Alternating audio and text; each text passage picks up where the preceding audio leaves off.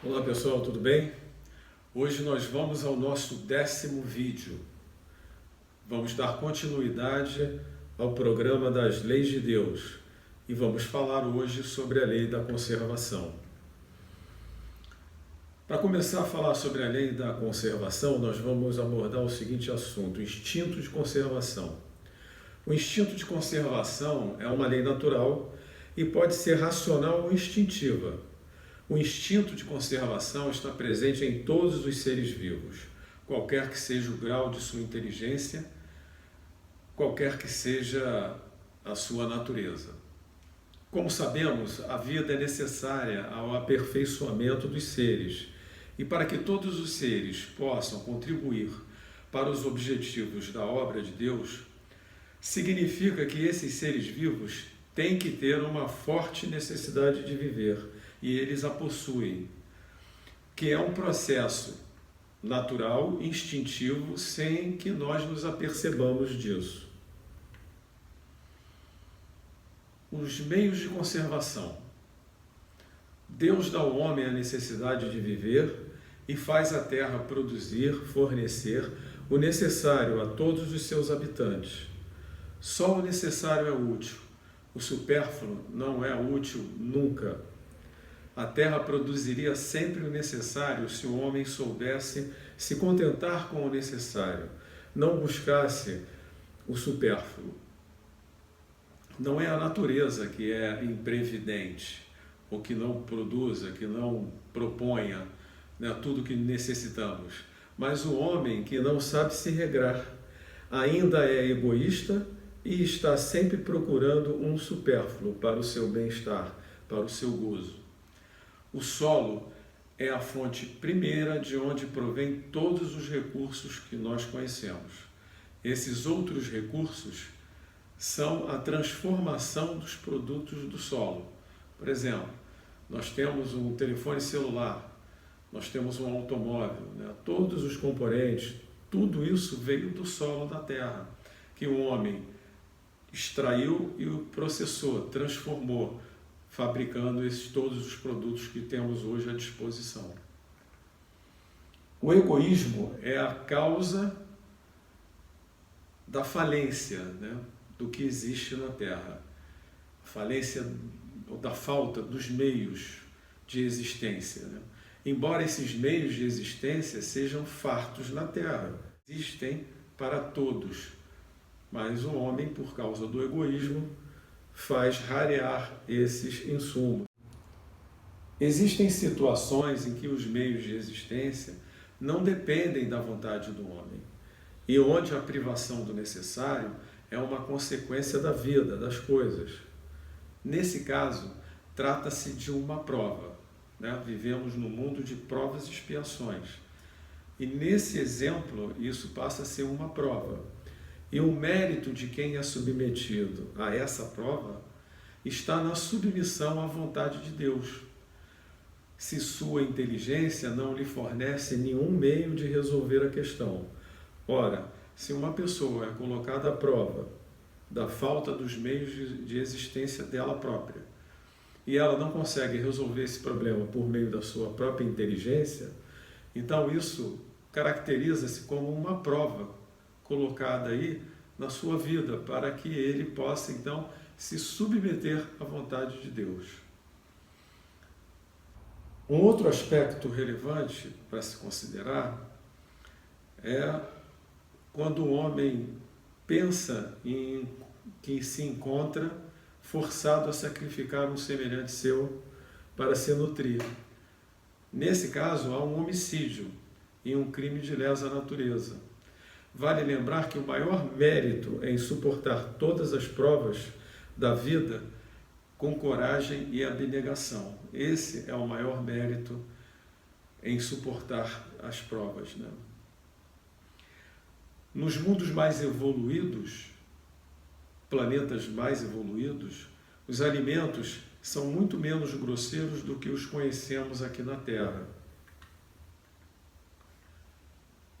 Agora vamos falar sobre o gozo dos bens da terra. O uso dos bens da terra é um direito para todos os homens e é a consequência da necessidade de viver.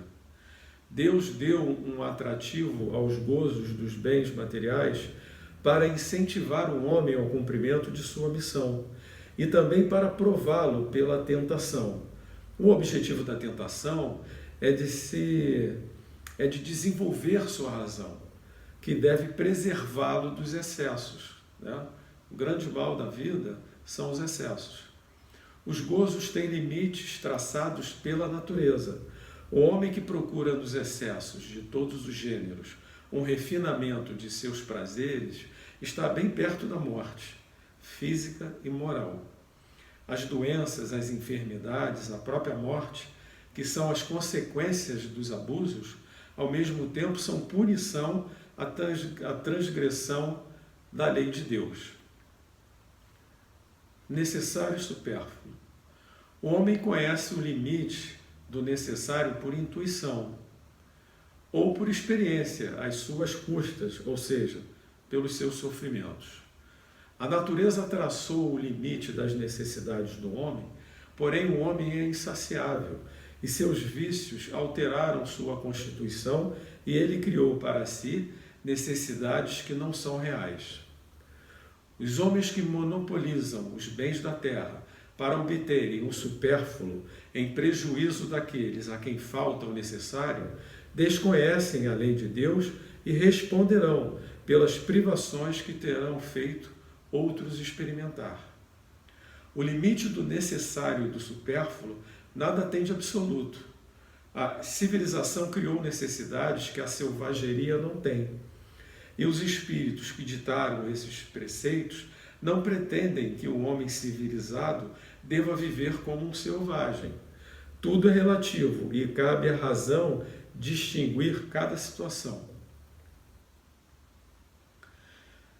Privações voluntárias e mortificações. A lei da conservação obriga o homem a prover as necessidades do corpo, uma vez que sem a força e a saúde, o trabalho é impossível. O bem-estar é um desejo natural. Deus proíbe o abuso, que por sua vez é contrário à própria lei da conservação. Fazer o bem ao próximo é bem melhor que fazer privações ou expiações voluntárias. O que é meritório é resistir à tentação que solicita aos excessos ou ao gozo das coisas inúteis e tirar do seu necessário para dar àqueles que não têm ainda o bastante. A alimentação animal entre os homens não é contrária à lei de Deus. O homem deve se alimentar segundo exige o seu organismo. Na constituição física do homem, a carne nutre a carne. De outra maneira, o homem ficaria enfraquecido. O homem somente pode se privar do alimento se for pelo próximo. Deus não pode ver uma mortificação quando não há nela privação séria e útil. Deus é sensível aos sentimentos que elevam a alma do homem até ele.